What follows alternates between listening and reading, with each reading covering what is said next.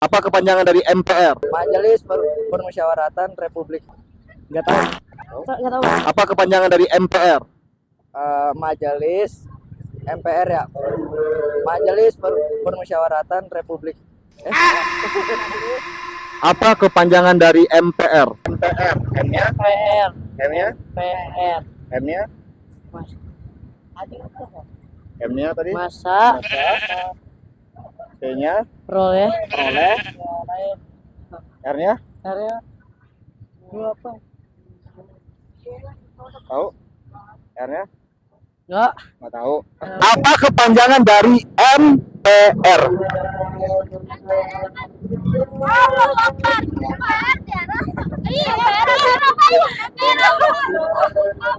Tahu? Satu, dua, Apa kepanjangan dari MPR? Nggak tahu. Apa kepanjangan dari MPR? mobil aja.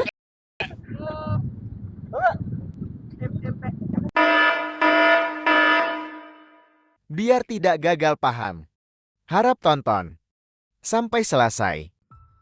Assalamualaikum warahmatullahi wabarakatuh. Selamat datang di channel saya bersama saya Bang Ojan.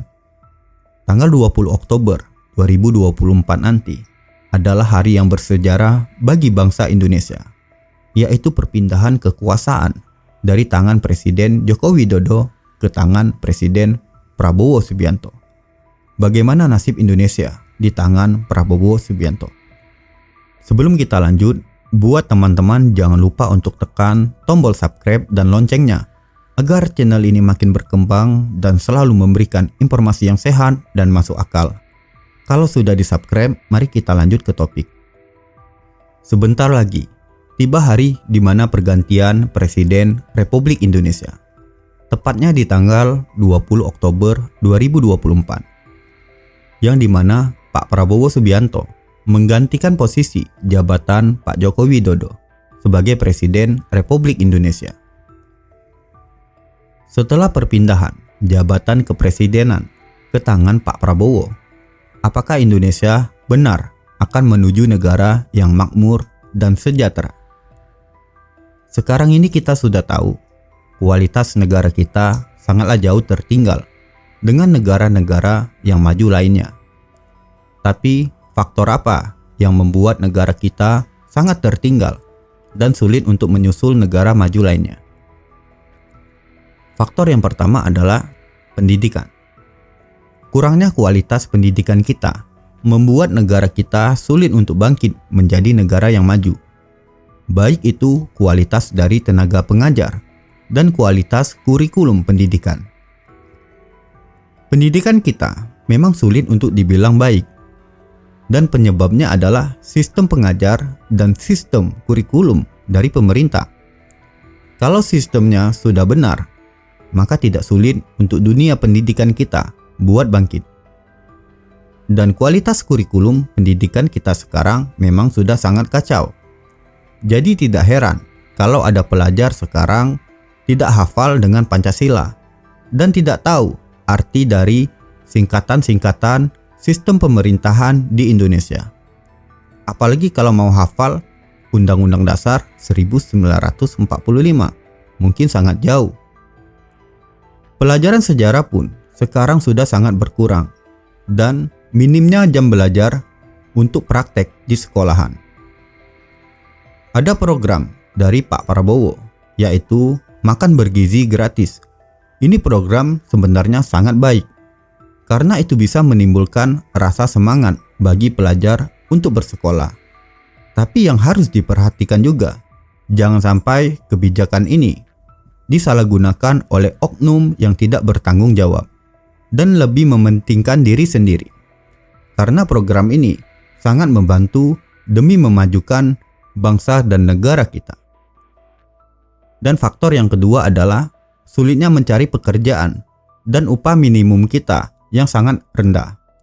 Sedangkan harga bahan pokok kita selalu melonjak naik. Ya, sekarang kita tidak pungkiri bahwa mencari pekerjaan di zaman sekarang sangatlah sulit. Apalagi ditambah dengan upah yang sangat rendah. sedangkan bahan-bahan pokok sekarang sangat mahal. Sebenarnya saya apresiasi keinginan Pak Prabowo untuk mengembangkan bioenergi atau bahan bakar nabati.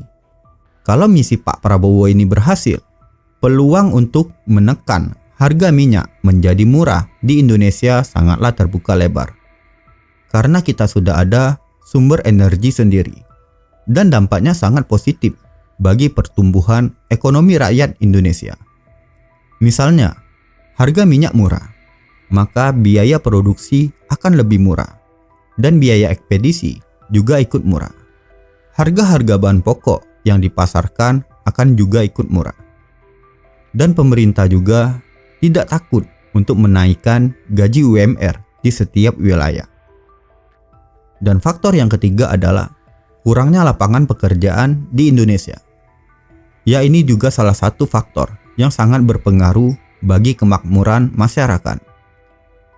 BPS mencatat jumlah pekerja setengah pengangguran atau yang bekerja kurang dari 35 jam per minggu atau berstatus masih mencari pekerjaan mencapai 12,11 juta orang per Februari 2024. Angka ini tumbuh 2,52 juta orang dibanding Februari 2023. Kemudian penduduk Indonesia yang bekerja pada kegiatan informal tercatat 84,13 juta orang atau setara 59,17% dari total jumlah penduduk pekerja yang mencapai 142,18 juta orang per Februari 2024. Dan itu sama saja menunjukkan bahwa angka pengangguran di Indonesia sangatlah tinggi. Padahal sumber daya alam kita sangat berlimpah. Kalau negara bisa mengelola dengan baik sumber daya alam kita, dan akhirnya akan menimbulkan lapangan pekerjaan bagi masyarakat banyak. Kalau ketiga itu dijalankan dengan baik, maka saya yakin kemakmuran bagi rakyat Indonesia benar-benar akan menjadi kenyataan.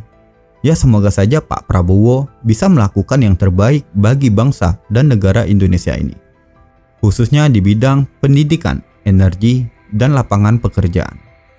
Oke, mungkin sampai di sini saja pembahasan hari ini. Semoga hari-hari kita selalu dilindungi dan selalu diberkahi oleh Sang Maha Pencipta, yaitu Allah Subhanahu wa Ta'ala. Assalamualaikum warahmatullahi wabarakatuh.